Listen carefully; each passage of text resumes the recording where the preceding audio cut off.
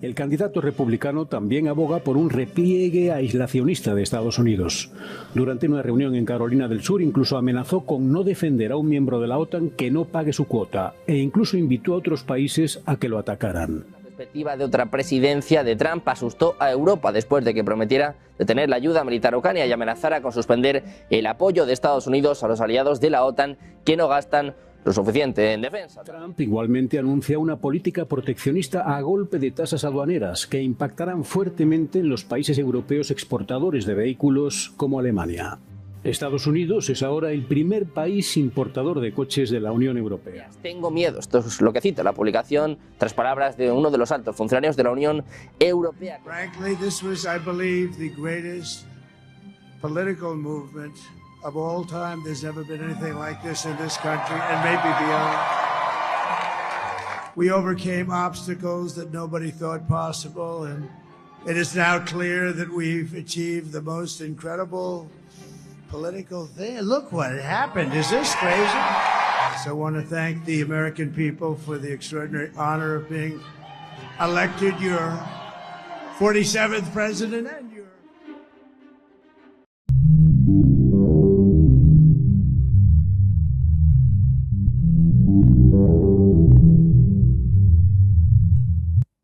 Pues finalmente, México y China han decidido unirse en lo que de verdad parecía un movimiento impensable contra el dominio de Estados Unidos en décadas. Y esto para México pues ya es una señal. Yo creo que bien dicen que cuando la vida no te empuja, tú no saltas. Y esta ya es una señal de que el futuro económico de México ya no puede depender únicamente de la suerte o el capricho de Estados Unidos. No es que nuestra situación económica a nivel internacional sea mala, por el contrario. Pero hemos caído en una zona de confort en donde México se conforma con que le vaya bien, pero siempre que sea a capricho de los designios de la economía estadounidense. Y cuando esos caprichos se volcan contra la economía mexicana, como hoy lo está diciendo Donald Trump, en una clara advertencia de que va a imponer aranceles del 25%, no solo a México, también a Canadá, pero hablando de México, pues esa ya es una señal más que clarísima de que su futuro ya no puede seguir dependiendo únicamente del contentillo de Estados Unidos. Y claro, pues para China, China lo está viendo como el momento perfecto para fortalecer pues su liderazgo global y entrar convencer a un México que se veía muy renuente a cambiar de bandos, muy renuentes a diversificar sus opciones financieras, muy renuente a salir del paraguas de Estados Unidos. Ahora, ya con este empujón, pues no es por gusto, es por necesidad. Estas tarifas que Donald Trump dice que va a poner desde el día que pise la Casa Blanca oficialmente a todos los productos mexicanos, a los productos canadienses y también a los productos chinos, pues ya están terminando de empujar a México a voltear, ¿saben a dónde? A los BRICS, a China. Y es que claro, pues para México unirse a los BRICS no parece ser solamente una opción. De verdad, ya es una necesidad. Y para China, esta nueva perspectiva de alianza con México pues es toda una pieza clave en su estrategia comercial global, porque vemos cómo podríamos hablar ya de que se está gestando el principio del fin del dominio hegemónico y también del político de los Estados Unidos. La cosa es qué tan preparados están realmente México con Claudia Sheinbaum y Xi Jinping en China para desafiar a la hegemonía estadounidense y también cuáles van a ser las consecuencias para México y el resto del mundo, porque de alguna forma ya, y lo digo como mexicano y también como canadiense, pero yo creo que más, aquí yo creo que no solo hablamos como mexicanos, Alba, porque desde esta perspectiva, Canadá insiste, como dirían nuestros hijos, they want to be American so bad, ¿no? Quieren ser tan estadounidenses. Como de lugar. Y en el caso de México, México dice, a ver, yo no tengo por qué casarme con una sola perspectiva. yo puedo diversificar. Y esto pues ya habla de un cansancio de depender demasiado de la economía estadounidense. Miren, México llevaba décadas soportando una relación que, hay que decirlo, la verdad es una relación desigual con Estados Unidos y con Canadá. Ahora Canadá se queja de que esta relación es desigual y que México tiene que subir los sueldos, los salarios mínimos por hora para ser competitivos y no generar una competencia desleal, dicen, con Canadá y con Estados Unidos. Pero amigos, ese es un discurso que suena muy lógico para el que no conoce el trasfondo. Pero cuando vemos que no es ningún secreto que el 80% de las exportaciones mexicanas se van al mercado estadounidense, al final quien se beneficia de eso realmente es la economía estadounidense. Porque si nosotros aumentamos el salario mínimo por hora en México a los trabajadores de las industrias manufactureras, pues qué bueno, eso es realmente algo que todos quisiéramos. Imagínense en México ganar $20 la hora, por supuesto que estaría bien. ¿Saben qué pasaría si hiciéramos eso? Nosotros encantados de la vida. Pero Estados Unidos y Canadá iba a tener que comprar productos carísimos, porque ya no iba a costar lo mismo la mano de obra actual que una mano de obra pues carísima. Entonces, ya vemos un chantaje constante desde que se inició el Telecán, ahora que se llama TEMEC, y Washington pues ha usado siempre esa posición para imponer reglas que benefician a su propia industria, porque son comerciantes antes que nada y porque mientras México, y esa es una realidad, decimos que nos va muy bien, que repito, el 80% de las exportaciones mexicanas se van al mercado estadounidense, pero a un precio muy barato. Y las empresas que llegan a sentarse a territorio mexicano, claro, nos las venden en las noticias como con una inversión de tantos miles de millones de dólares, pero son migajas lo que realmente nos caen. Y nosotros nos conformamos con esas migajas del pastel como una foca que aplaude cada vez que le tiran un pescado, cuando es momento, amigos, de rebelarnos y decir, ¿de qué sirve que pongas una planta ensambladora en Tijuana, por ejemplo, si no le vas a pagar lo mismo que pagas en Estados Unidos y Canadá? Vienes a explotar en muchas de las situaciones mano de obra local y pues el verdadero beneficio no se lo llevan realmente los mexicanos, se lo llevan estas empresas porque el coche paguen menos por hora a los trabajadores mexicanos, no te van a dar ese coche más barato. Al contrario, te lo siguen dando al mismo precio, solo que el margen de ganancia es infinitamente superior para las compañías estadounidenses y extranjeras. Entonces, ahora con Trump de regreso, pues esa dinámica no va a mejorar. Y ahora este anuncio de tarifas del 25% a varios productos mexicanos dice que es como un castigo por la migración. Y también por el tráfico de, ya saben ustedes qué, del FENTA, vamos a decir, que fue la gota que derramó el vaso y que no importa que México haya implementado medidas para frenar el paso de migrantes, no importa que México haya hecho el trabajo sucio de la frontera estadounidense deteniendo el paso de migrantes desde la frontera sur, mucho antes de que lleguen a la frontera norte. Eso no se ve. Y ahora para la administración de Trump, pues parece que esos esfuerzos no son suficientes para dejar de imponer esta tarifa del 25% a todos los productos mexicanos. La cosa es que esta vez, amigos, la respuesta de México no fue la típica declaración diplomática para calmar las aguas. Miren, yo creo que Trump está aprendiendo a conocer a Claudia Sheinbaum. Yo creo que todos. La señora es un enigma. Ya sabíamos cómo iba a contestar López Obrador, que tuvo una buena relación con Trump, que lo supo sobrellevar, pero estas son aguas desconocidas para Trump. Trump no sabía cómo iba a reaccionar Sheinbaum y reaccionó muy diferente. ¿Saben qué pasó? Bueno, pues resulta que Sheinbaum ya dejó más que claro y dijo que si Estados Unidos quiere jugar duro, México está listo para responder. Y mientras dice eso, voltea y le guiña el ojo a China. Y parte de esas respuestas precisamente seguramente están implicando en la mente de la presidenta de México explorar alianzas con los BRICS.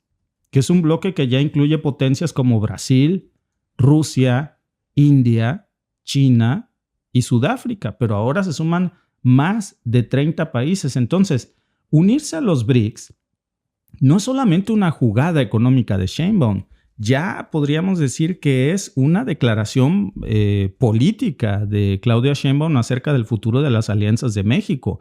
Lo que Sheinbaum está diciendo es, no vamos a seguir dependiendo de un vecino que nos quiere tratar como su patio trasero. Así de claro. Y ojo, porque los BRICS no son un patio trasero tampoco, ¿eh? Ya no son un club cualquiera. Estamos hablando de un grupo que representa el 40% de la población mundial. Estamos hablando, cuando decimos el 40%, hablamos de casi el 25% del Producto Interno Bruto mundial.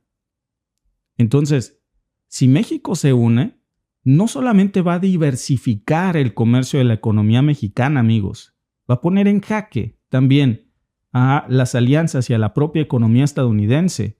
Y México, por su parte, va a tener acceso a nuevos mercados, va a abrir nuevas inversiones y lo más importante es independencia estratégica. No porque México quiera, sino porque a eso lo estaría empujando Donald Trump. Y entonces Donald Trump aquí es cuando yo creo que voltea a ver a Sheinbaum con una respuesta que no se esperaba. Y se está dando cuenta que esta administración puede ser impredecible, desafiante para su mandato y muy diferente. Y cuando voltea a ver Sheinbaum a China y ve de aquel lado que no es un movimiento, que tampoco es casualidad, amigos, los chinos son muy inteligentes. Muy inteligentes. Lo suyo es hacer negocios, igual que Trump. Pero Beijing llevaba años construyendo ya una alfombra roja para México, intentando sentar las bases de un nuevo orden mundial, lo llaman nuevo orden multipolar, uno que compita con la hegemonía de los Estados Unidos, pero necesitaba una pieza clave en su engranaje: México. Y ya estamos viendo también cómo tenía otros proyectos en puerta, por ejemplo, la nueva ruta de la seda, el Banco Asiático de Inversión e Infraestructura, y ahora a esto ya le ha sumado a los BRICS, que son parte de un plan mucho más amplio para cambiar las reglas del juego global. Entonces, cuando Trump anuncia un aumento del 10% en las tarifas a productos chinos, pues ya la cosa cambia. La respuesta de Xi Jinping fue muy contundente. Dice, no solamente rechazan esas acusaciones sobre el FENTA, no podemos decirlo completo porque también estamos en Facebook, pero también dejaron claro que no van a permitir que Estados Unidos utilice a China como chivo expiatorio, dice, de sus propios problemas de adicciones, de un problema terrible de salud. Y en lugar de caer en esa guerra de declaraciones, ahora lo que China está diciendo es que pues, le está pegando donde realmente le podría importar a la administración Trump, que es en la construcción de alianzas. Mientras China espera un predecible Trump proteccionista, aislacionista, pues China está haciendo puentes, está construyendo alianzas con los antiguos socios más cercanos o socios aún más cercanos de Estados Unidos, como lo es México, que tiene una posición estratégica precisamente como puerta de entrada, no nada más a Washington, porque también pudiéramos caer en el error de pensar, no, pues, ¿qué vale México? Como alguien decía acá, en este lado del territorio, México no es nada sin Estados Unidos, pero por favor, es que no es así. México no solamente es la puerta de entrada a Estados Unidos hace negocios, no favores, que nos quede claro. Estados Unidos nunca nos ha hecho un favor. Hemos hecho negocios con ellos. Negocios. Y México es la puerta de entrada no nada más para Estados Unidos y Canadá, también para toda la América Latina, por su actividad portuaria, por muchas razones más. Y entonces, claro, para China, fortalecer esta relación con México no solamente es la oportunidad de oro que esperaban en materia económica, también es una forma de consolidar una nueva influencia en una región que históricamente ha estado pues bajo el control total de Washington, hay que decirlo, porque México se ha cerrado muchísimo a cualquier posibilidad de hacer negocios con alguien que no sea Estados Unidos y sin el consentimiento de Estados Unidos. Por eso rehuye tanto a los BRICS, Por eso se ha cerrado a la opción de explorar otras dinámicas. Pero ya las exportaciones chinas a México pues están creciendo exponencialmente en los últimos años. Y ahora con la entrada de México, imagínense si habláramos de una entrada de México a los BRICS, pues ese vínculo se iba a volver mucho, mucho más sólido. Y la economía mexicana iba a diversificar de una manera brutal sus opciones. Claro, eso iba a tener también un impacto en América Latina. Y aquí es donde las cosas yo creo que se ponen interesantes, porque si México diera este paso, no solamente rompería décadas de dependencia con los Estados Unidos, también le estaría enviando un mensaje muy poderoso a otros países de América Latina de, hey, sí se puede. No tienes por qué depender tanto de Estados Unidos. Si tan mal le caemos, si tan lacras somos, si tan alienígenas somos, pues no vayas, no hagas negocios. Vámonos a China, vámonos a los BRICS. Ellos no nos dicen aliens, ellos no tienen problema con nosotros. Entonces, pues, ¿qué necesidad de humillarse así por dinero? Y básicamente ese, amigos, es el peligro de un posible ingreso de México a los BRICS, porque le estaría mandando este mensaje claro a otros países de América Latina. Hablaríamos, por ejemplo, de países muy poderosos en materia energética como Bolivia, que ya están más que puestos para entrar a los BRICS y que seguramente México abriría la puerta para una gran cantidad de países más para que entraran a este bloque regional e hicieran su propia alianza para negociar tú por tú con estas grandes potencias. Y luego, bueno, pues no hay que olvidar a Brasil, porque Brasil pues es uno de los fundadores, ¿no? Es el gigante sudamericano que ya está en los BRICS. Y México y Brasil, ahora imagínense, trabajando juntos a las dos economías más grandes de América Latina, pues iban a tener una voz mucho más fuerte en el escenario global. ¿Cómo le ha ido a Brasil con esto? Pues no le ha ido nada mal. Por nada es Brasil la primera economía de América Latina. Cuidado con esto. Y México podría competir muy, muy de cerca. Claro, no tiene tan de cerca a los Estados Unidos. Brasil no es su vecino fronterizo, pero sí que le ha ido muy bien. Entonces, todo esto no solamente cambiaría la dinámica de toda la región y dependencia económica con Estados Unidos de América Latina, sino que los países que tradicionalmente siempre han dependido de la ayuda o del comercio con Estados Unidos, a mí no me gusta decir ayuda porque, repito, estos son negocios y Estados Unidos no ha ayudado a nadie. Ni Estados Unidos nos ha ayudado en nada, ni nosotros los hemos ayudado a ellos. Son negocios y en los negocios se hace eso, negocios, no favores. Por eso hay que entender qué significa esto pues para Estados Unidos, porque aquí es donde se le complican las cosas a Washington con la nueva administración que en unos meses ya estaremos viendo de Trump, en unos días, y pues estas tarifas a lo mejor pueden parecer una estrategia muy, muy efectiva a corto plazo, ¿no? El proteccionismo, el aislacionismo. Pero amigos, esto a largo plazo, incluso yo querría decir que hasta mediano plazo, pues va a acelerar el declive de la hegemonía estadounidense. Lo va a acelerar. Muchos países se le van a salir del huacal. Ni siquiera porque quieran, sino porque a eso los empujan. Como México, a eso nos está empujando, aliarnos con China. Y ahora Trump está creando un frente unido que puede ser más difícil de enfrentar si no reconsidera estas tarifas comerciales. Entonces, no hay que ignorar el impacto económico interno. Viene una nueva era, amigos, en donde no vamos a hablar ya de guerra seguramente tan seguido, militares, pero sí de guerras comerciales. Y el impacto, claro que va a ser brutal para muchos países, porque estas tarifas no solamente van a perjudicar, por cierto, a Estados Unidos, no solamente van a perjudicar a México. Estas tarifas van a terminar siendo un balazo en el pie para la propia economía estadounidense. A la propia administración de Trump esto se le puede regresar como un boomerang en forma de inflación, en forma de debilitamiento, en forma de aislacionismo. Entonces, es una autosanción aislarse así del mundo. Y esto para nada lo haría competitivo con otras potencias como China, porque mientras China se abre al mundo, Estados Unidos se cierra al mundo en materia comercial. Y eso no es bueno bajo las reglas del libre mercado que el mismo Washington impuso a la humanidad. Entonces, ¿qué hay que esperar? Porque yo creo que para empezar es muy probable que veamos ya un acercamiento tal vez mucho más acelerado de lo que pensábamos entre México y China. Por lo menos hay una causa que nos une y con esto podría ser la bisagra que abra o cierre la entrada o la posibilidad de no hacerlo a los BRICS. Es un proceso, claro, que va a llevar tiempo, pero ya hay muchas señales aquí. Por lo pronto ya se están tejiendo, ya estamos viendo muchas de estas claras señales de que China está fortaleciendo mucho su influencia en América Latina, está queriendo utilizar esta excusa para fortalecer una alianza y construir con México un puente para expandir toda su presencia en la región. Y Sheinbaum no se había manifestado por esta opción hasta que Donald Trump la empuja.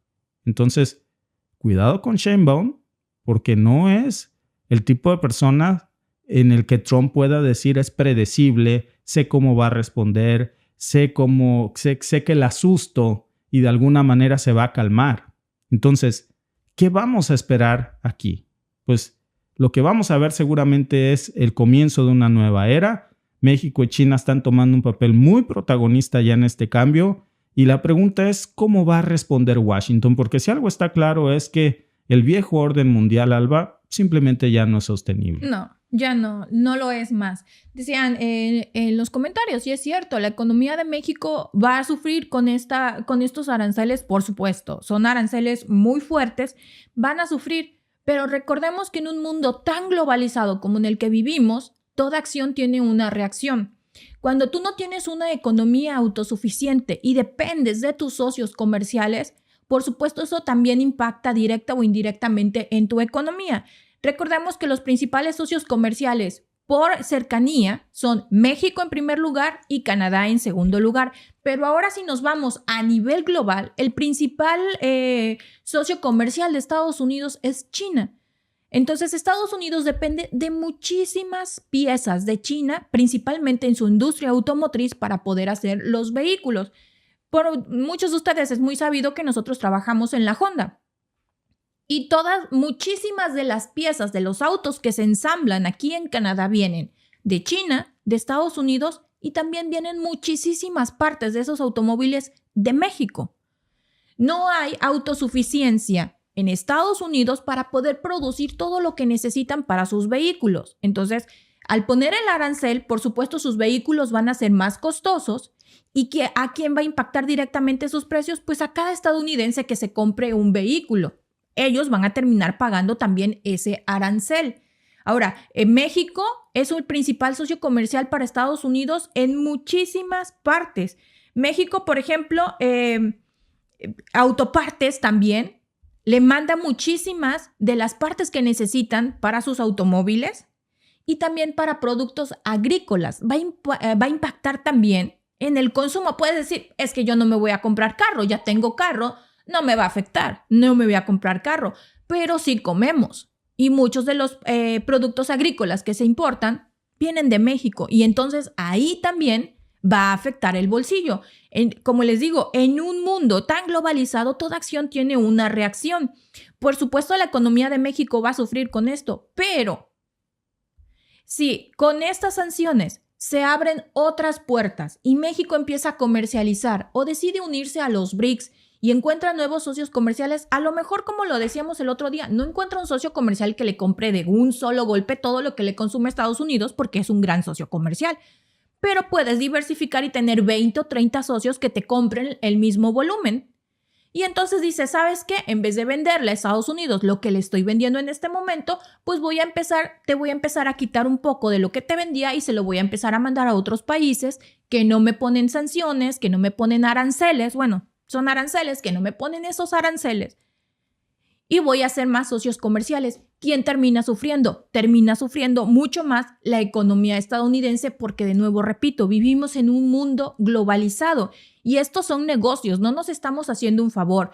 En su momento, cuando se firmó el Tratado de Libre Comercio entre Estados Unidos, México y Canadá, a Justin Trudeau se le ocurrió la brillante declaración de decir que habían incluido a México por ayudarlo a que se desarrollara porque México lo necesitaba. No nos hagamos. En los negocios no hay Madres Teresas de Calcuta. Se incluyó a México que no se incluyó, que ya después nos dimos cuenta que México abogó para que se siguiera incluyendo a Canadá, por intereses. Está México, ¿por qué? Por la ubicación geográfica, por los recursos naturales y porque hay muchísimas empresas estadounidenses asentadas en el territorio mexicano. Entonces, no nos vengamos a hacer aquí las buenas personas, los que, es que pobrecitos, hay que ayudarlos. No, señores, aquí son intereses. Lo hemos repetido hasta el cansancio. No hay un solo país que sea dadivoso, todos son intereses, ya sea intereses por tener una buena relación bilateral con alguien, porque sabes que a la larga eso te puede beneficiar. Todos son intereses en el mundo. Si México se une a los BRICS es por los intereses que eso puede beneficiar. Si México está en el Tratado de Libre Comercio con Estados Unidos y con Canadá, también es por intereses. Entonces no nos vengamos a hacer aquí los mártires de que, es que quisimos ayudar. Por supuesto que no, porque no vas a ayudar a alguien en contra de tu economía, que es lo que estamos viendo que está pasando ahorita con la administración de Biden.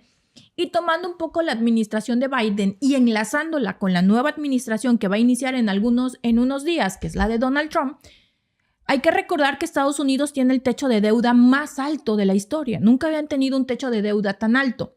Poner aranceles a tus principales socios comerciales también va a afectar a tu economía y hay cosas que no te puedes permitir. Por mucho que seas un patriota, por mucho tienes que pensar con cabeza fría. ¿Y qué es lo que te conviene? Sobre todo cuando dependes en varios sectores de esos socios comerciales a los que ahora les quieres poner aranceles. Entonces, ¿suena muy feo y catastrófico para México y para Canadá? Por supuesto que sí, pero también hay un daño colateral para la misma economía estadounidense que no está en su mejor momento. El techo de deuda está altísimo. La inflación, aunque los números no los disfracen en cualquier lado, está por las nubes. Tienen un problema de salud muy fuerte, tienen un problema de homeless muy fuerte, tienen un problema en la frontera sur que dicen que porque México no lo ha atendido, bueno, la administración de Biden no lo atendió. Ese es un gran problema.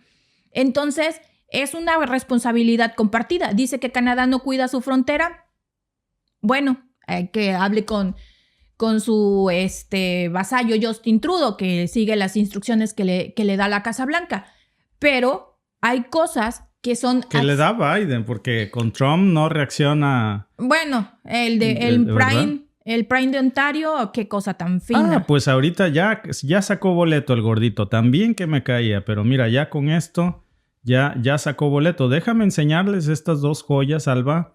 De verdad, o sea, me parece que hay que tener tantita dignidad y eso hay que decírselo a Doug Ford. A mí no me molesta tanto su comentario que les voy a mostrar en este momento, como me parece que afecta su falta de dignidad. ¿Dónde está? No tiene. No tiene. Se la comió en un pastel. Mira, déjame mostrarte la primera de las notas en donde precisamente Doug Ford, que es el mayor, el gobernador, por decirlo así, de la provincia de Ontario, que por cierto es donde vivimos, y de verdad a mí no me caía tan mal, pero con esto ya sacó boleto el gordito y ya conmigo ya que no cuente, un voto mío no lo va a tener. Esta es la primera declaración que escuchamos de Doggy, en donde... cada vez que llega Trump como que le da esta cosa de quererse mimetizar, de decir sí, yo soy el Trump canadiense, se vuelve un poco racista, un poco snob. Ya luego se fue Trump y se le olvidó la onda Trump. No estaba de moda, pero ya regresa, ¿no? Esta nota de Canadá rechaza la amenaza de aranceles de Trump. Compararnos con México es un insulto. En realidad quien lo dijo es Doug Ford. Dice... para tener el contexto de lo que pasa aquí, déjenme leerles parte de la nota. Dice, el ministro de Industria de Canadá, François-Philippe Champagne, expresó que no tolerará que se confunda la frontera canadiense con la mexicana y que su país tomará las medidas necesarias para proteger sus intereses. Bueno, no tolerará que se confunda. Perro que ladra no muerde. Dice mucho y hace poco. De entrada, es un gobierno que no se da a respetar en lo absoluto. Justin Trudeau no infunde el más mínimo respeto a nadie. Y eso hay que decirlo. Coincido con lo que dijo, por cierto, el conservador Pierre Poilievre hace unos días acerca de esto, que esto lo ha propiciado en gran parte Justin Trudeau. Pero después de esto, miren, dice, somos muy conscientes que necesitamos proteger nuestra frontera. Lo estamos haciendo de forma conjunta con Estados Unidos, dijo Champagne. Lo más importante será defender los intereses de los trabajadores y la industria canadiense. Compararnos a Canadá con México es un insulto, dice Doug Ford. Por su parte, el jefe de gobierno de Ontario, Doug Ford, calificó de insulto que Estados Unidos mezcle a Canadá con México, considerando inaceptable la comparación. Ford, quien ha pedido sacar del TEMEC a México, advirtió que los aranceles podrían desencadenar una recesión económica en Canadá. Primero andaba de arrastradillo con Trump diciéndole, hay que sacar a México, nos estorba. Y después Trump le contesta, pues para mí son lo mismo. Y sale muy indignado y dice, compararnos con México, dice Doug Ford, es lo más insultante que nunca he escuchado por parte de nuestros amigos estadounidenses. Güey, no son tus amigos, deja de decir mamadas. Sí, de verdad, estamos Alba. En Facebook. No, pero es que es como es, Alba. O sea, de verdad, como dicen los niños, they want to be American so badly. O sea, ¿por qué esta forma de arrastrarse? No es tu amigo cuando hace una declaración así. Tu amigo es México, quien te está defendiendo es México, quien vela por ti es México. En estos momentos con quien te tienes que unir es precisamente con quien también está en riesgo como tú, que es México.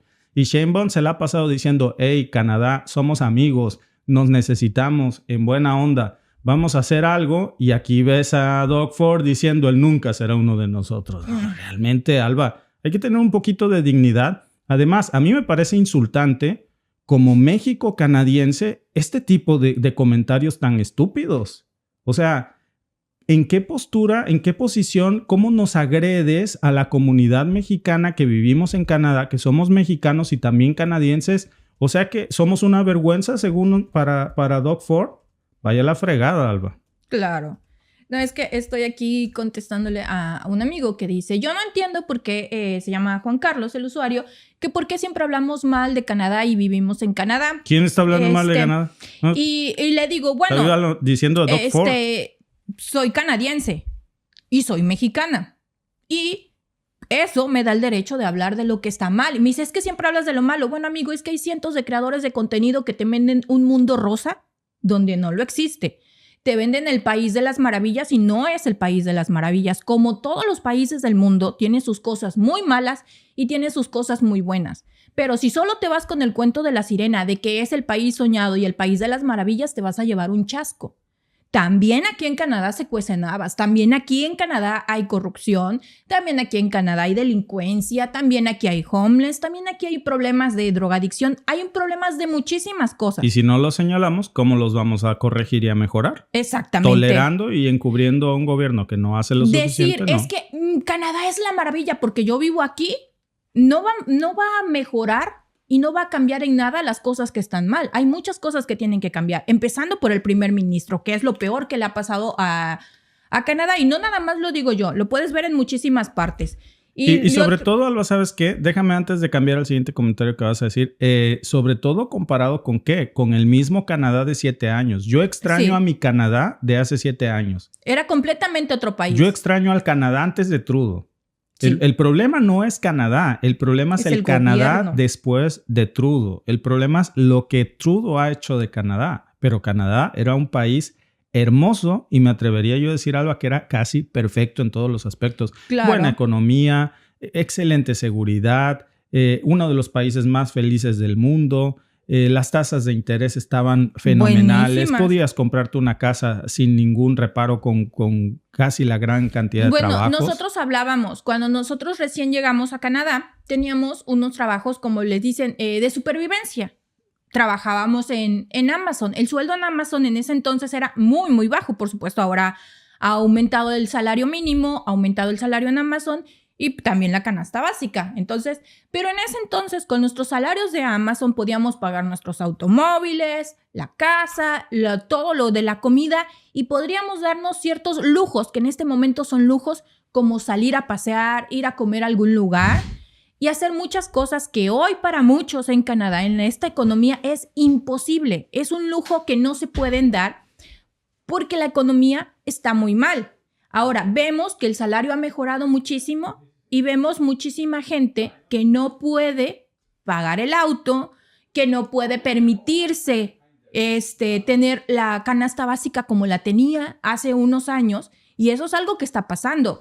Al inicio del año pasado hubo un reportaje que hicieron de cómo había cambiado el poder adquisitivo de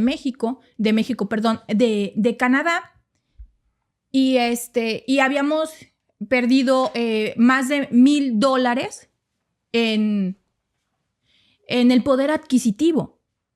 Cada familia había perdido el año pasado $1,500. Entonces no importaba qué tanto trabajaras, no importaba nada. Al final del día ibas a terminar sin que te alcanzara.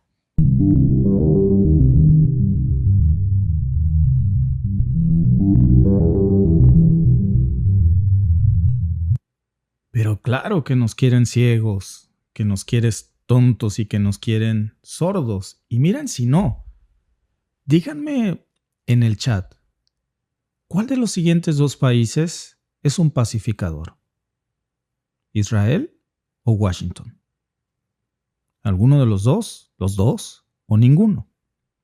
Yo diría que la administración de Biden no ha sido la más pacifista que digamos. Entonces la pregunta es, si la administración Biden no es pacifista y a Israel le encanta la guerra en Medio Oriente, ¿por qué propondrían un cese al fuego en Líbano? Peor aún, parece que la OTAN quiere matar 2 pájaros de un solo tiro. Ponerle una piedrota en el zapato a Rusia y deshacerse de un enemigo de Israel, Siria. Y miren, esta semana Siria precisamente vuelve a arder apenas unas horas después de que este cese al fuego con Líbano se anunciara. ¿Es coincidencia? A mí no me parece que sea una coincidencia. ¿Y saben qué, amigos? Esto tiene todos los vistos de que la mano que está meciendo la cuna aquí, en una estrategia muy inteligente, muy complicada, es la mano de la OTAN y la mano del Mossad. Y están moviendo sus piezas apuntando contra Siria, contra Irán, contra Rusia, contra Hezbollah, y todos esos pájaros pretenden bajarlos con un solo tiro, con un solo punto precisamente en Siria. Porque lo que estamos viendo ahora, pues no es solamente una ofensiva masiva que rompió, por cierto, un acuerdo de desescalada firmado hace años. Oficialmente, amigos, acaba de iniciar una nueva guerra en Medio Oriente. ¿Quién la inició? Se anuncia este cese al fuego en Siria, pero se inaugura una nueva guerra de la que los medios no nos quieren hablar. Por supuesto, porque descubriríamos cuál es la verdadera intención y quién está financiando estos grupos terroristas y el verdadero propósito y el timing, la coincidencia. Porque miren, ayer se hablaba precisamente de que un misil había impactado en una universidad de Alepo. Bueno, ese misil mató a 4 estudiantes, se reporta hasta estos momentos que hirió a otros 2, y luego después de eso más de 50 localidades en Siria quedaron bajo el control de estos grupos armados. Amigos, fue algo impactante. Estamos viendo el ingreso de grupos terroristas financiados por Occidente. Y ahora les voy a decir por qué pesan estas acusaciones sobre países miembros de la OTAN, en donde estaríamos hablando de cómo casi 400 kilómetros cuadrados habrían quedado en manos de estas fuerzas terroristas. No estamos hablando de ataques aislados. Esto, amigos, fue coordinado, fue bien planeado, con una presión que nos deja claro que lo tenían muy calculado. ¿Quién está detrás de esto? ¿Por qué les interesaría iniciar ahora una nueva guerra en Siria? ¿Qué tiene que ver la OTAN e Israel aquí? ¿Y por qué ahora? Hay demasiadas piezas en el rompecabezas que encajan demasiado bien, como para pensar que esto es solo una coincidencia. Bueno, el ejército sirio ya respondió, como era de esperarse. Hubo bombardeos aéreos, ataques en tierra, todo lo necesario para contener el avance de estos grupos. Claro, este ataque o contraataque fue también respaldado por las bases rusas que se encuentran en Rusia, que se pusieron en alerta máxima. Pero la pregunta clave aquí, amigos, no es ¿qué está pasando en el frente de Siria? Una nueva guerra que apenas antier no existía en esta dimensión. La pregunta es no qué pasa al frente, quién está meciendo la cuna detrás. porque lo que estamos viendo no es solo en Siria. Hay un movimiento en el tablero de Medio Oriente que se conecta con lo que está pasando en Ucrania y en Rusia. Miren, comencemos viendo qué fue lo que pasó en Siria.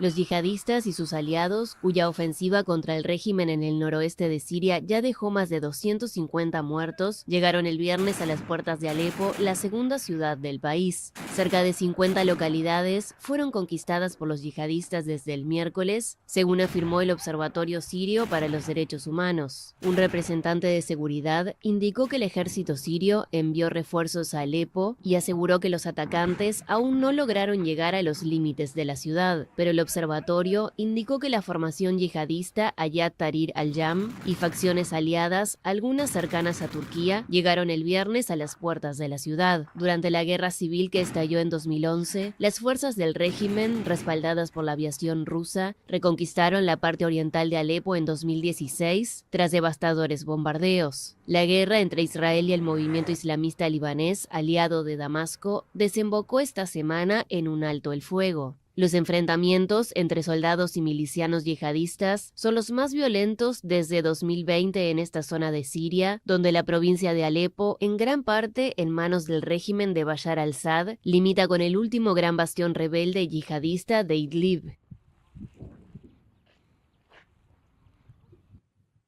El problema, amigos, es que si algo nos ha dicho Hollywood, CNN, DW, es que la yihad islámica es un grupo terrorista.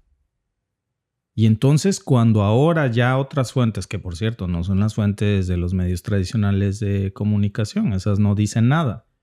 Cuando las fuentes no tradicionales empiezan a conectar los puntos de un supuesto apoyo a la yihad islámica de países miembros de la OTAN, cuidado con esto, ¿eh? Luego no nos vayamos a quejar de que los grupos terroristas, cuando parece que hoy hay una pista de quién los está financiando. ¿Qué tan lejos van a llegar estos grupos recibiendo apoyos de la OTAN? Y luego cuando los armen, ¿cómo los van a desarmar? Este patrón ya lo hemos visto mucho, pero miren, vamos al grano, porque este ataque no fue una casualidad. Lo que vieron en el clip de nuestros amigos de AFP se conecta muy bien con varios documentos filtrados precisamente por el Pentágono y por reportes de medios kurdos que habían señalado hace algún tiempo, no sé si se acuerdan ustedes que habíamos nosotros hablado de esto. Repito, no lo dicen los medios de información tradicionales de Occidente.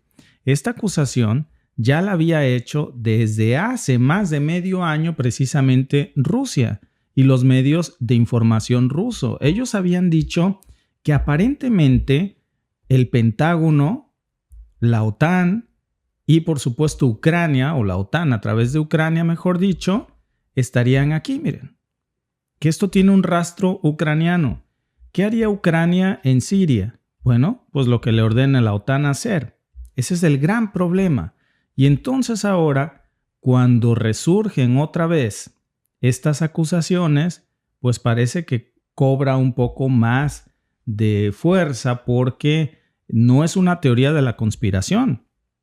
Ya se está hablando de que el objetivo de la OTAN es, a través de fuerzas ucranianas, abrirle a Rusia un nuevo frente secundario para desviar la atención de lo que está pasando entre Rusia y Ucrania y forzar al Kremlin a tener que mandar tropas de refuerzo para rescatar al gobierno sirio de Bashar al-Assad y con eso quitarle tropas al frente ruso que está en Ucrania.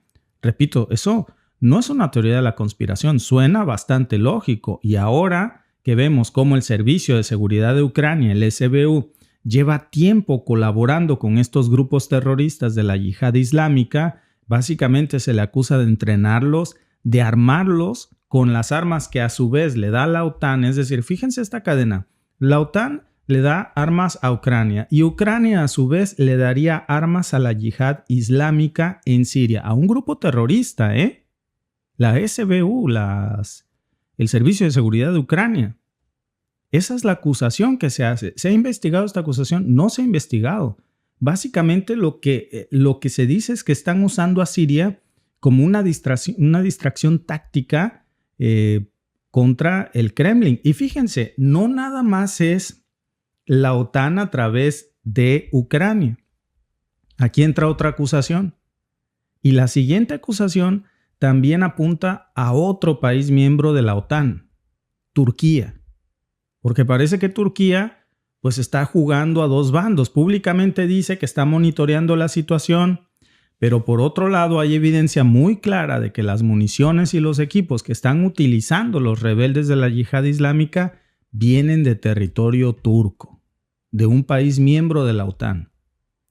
Eso no es nuevo, por cierto, no sería la primera vez que se hace una acusación así. Ankara lleva años utilizando este tipo de grupos pues como proxies para mantener cierta influencia en el norte de Siria, especialmente contra las milicias kurdas. Nada más que esta vez parece que ya le subieron la apuesta. Y saben, aquí entra otra cuestión. Recordemos, amigos, que Turquía no es miembro de la Unión Europea, pero si algo desean Turquía es convertirse en un miembro de la Unión Europea. ¿A qué está dispuesto a ceder Turquía?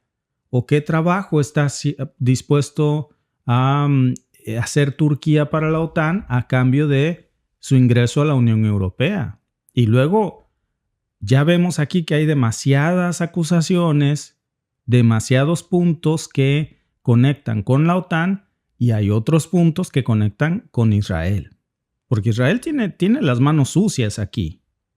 En los días anteriores a esta ofensiva, Israel había bombardeado varias posiciones sirias, ¿se acuerdan? Que lo habíamos dicho. Y ahí se incluían carreteras, bases iraníes. ¿Cómo se paró Israel de hacer estos ataques en Siria? Cuando sale el Kremlin, manotea la mesa y le dice a Israel, no te metas con mis bases rusas en Siria. Si bombardeas mi espacio aéreo, si cruzas cerca de mis bases, entonces tú y yo vamos a tener problemas. Y por si a Netanyahu, que a veces se le suben los ánimos y no piensa con claridad, ¡pum!, cae en Ucrania el Oreshnik, que es un misil hipersónico que ni la OTAN puede parar, que viaja a velocidades de Mach 10, y entonces Israel retrocede. Sabe escoger estas batallas y dice, yo ahí no me meto. Por lo menos no yo directamente, pero yo nunca dije que no se iba a meter la Yihad Islámica. Y la OTAN dice, oye, esa idea me gusta. ¿Ven cómo tiene lógica esta teoría? ¿Y qué hay de Turquía? Oye, Turquía tiene rato queriendo pertenecer a la Unión Europea, y si le decimos que nos haga un favorcito, y entonces, claro, todo esto pasa mientras Israel tiene de por sí, ya tenía una crisis abierta enorme con Líbano porque no podía hacerle frente a Hezbollah. La razón por la que no podía Estados Unidos avanzar en Líbano era por Hezbollah.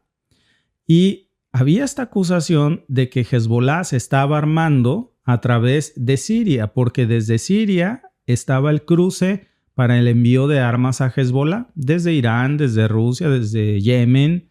Entonces, era clave para Israel cortar el suministro de armas desde Siria. Por eso comenzó a atacar Siria. Cuando Rusia manotea la mesa, parece que se calma.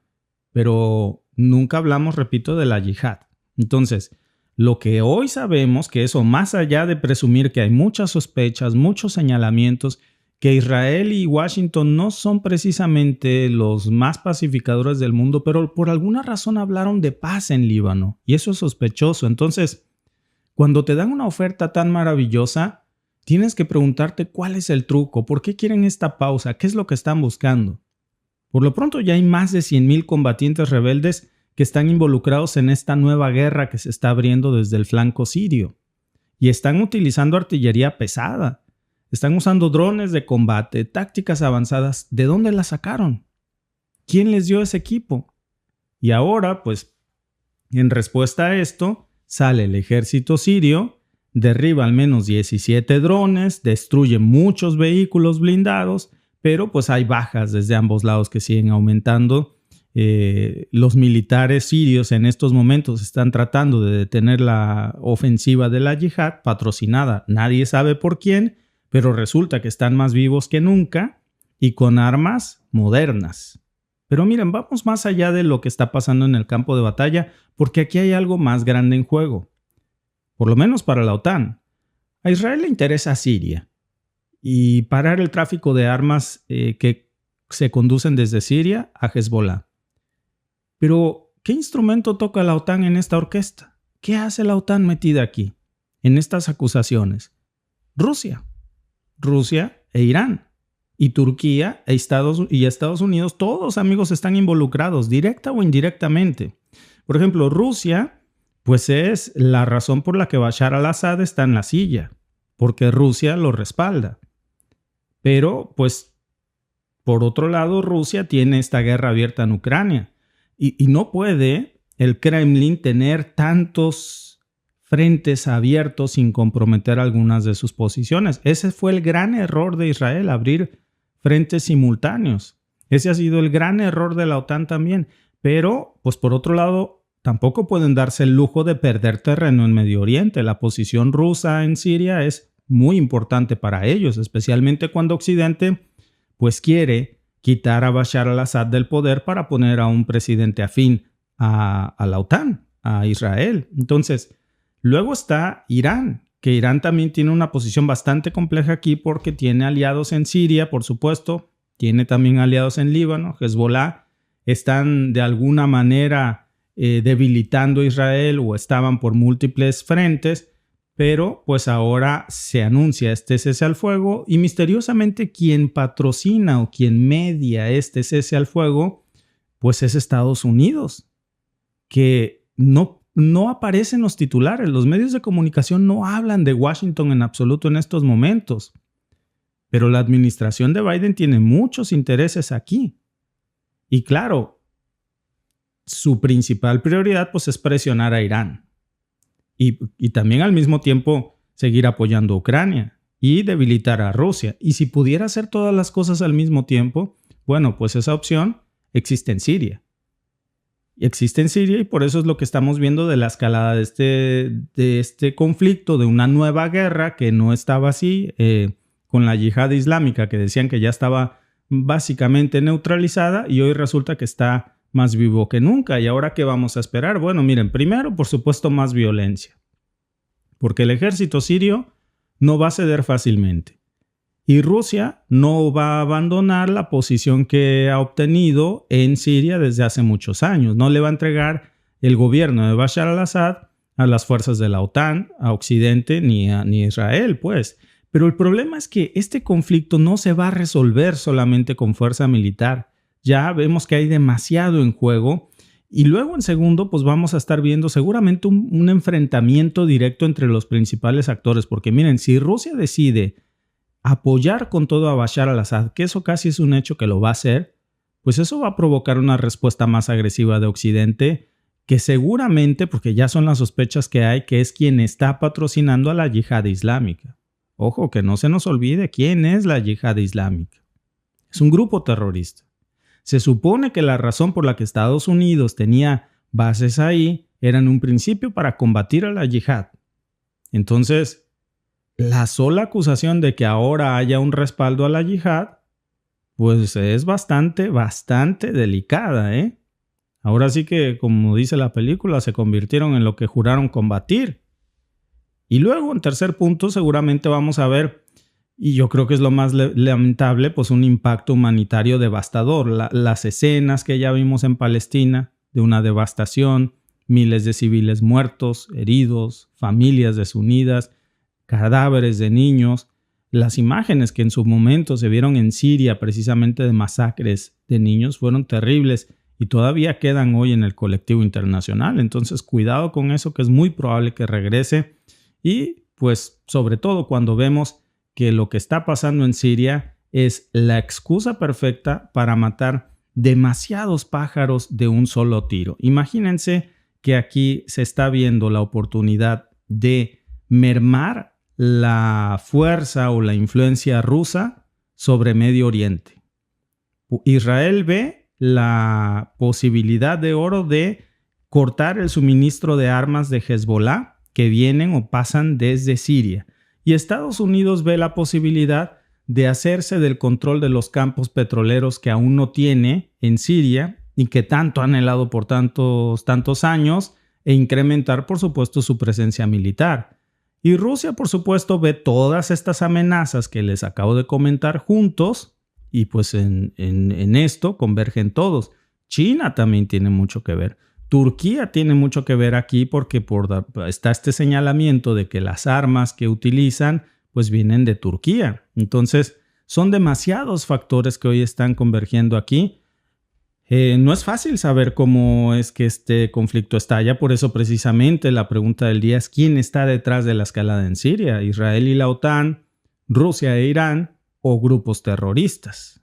Gracias a todos los que están votando en estos momentos por nuestra encuesta en YouTube. El 87% cree que detrás de esta escalada está Occidente y la OTAN, o Israel y la OTAN, perdón. El 7% cree que es Rusia e Irán y el 6% cree que son grupos terroristas. Lo más lamentable de todo esto aquí, amigos, pues es que al final estamos hablando, repito, de grupos extremistas que se supone que en algún punto de la historia nos dijeron que había que combatir y que bueno, pues ahora parece que los están apoyando. Esa es la gran pregunta o el gran problema que por lo pronto estamos viendo aquí. Divide y vencerás. Divide y vencerás. Esta cese al fuego hoy nos queda más que claro que es en realidad un momento para hacer una pausa, rearmarse, dividir y regresar después por Hezbollah. No es que se les haya olvidado ese conflicto. Es que primero van a intentar cortar las rutas de suministro desde Siria y una vez que lo logren, si lo logran, entonces sí, van por Líbano y después van por las milicias chiitas de Irak y finalmente por Irán. A mí me parece que ese es el plan. Si les llegara a funcionar, como parece que estaría escrito en papel, pero siempre en la práctica hay reveses mucho más sorpresivos de los que nos imaginamos. Muchas gracias amigos por conectarse a nuestro streaming y nos vemos en un momento en el siguiente.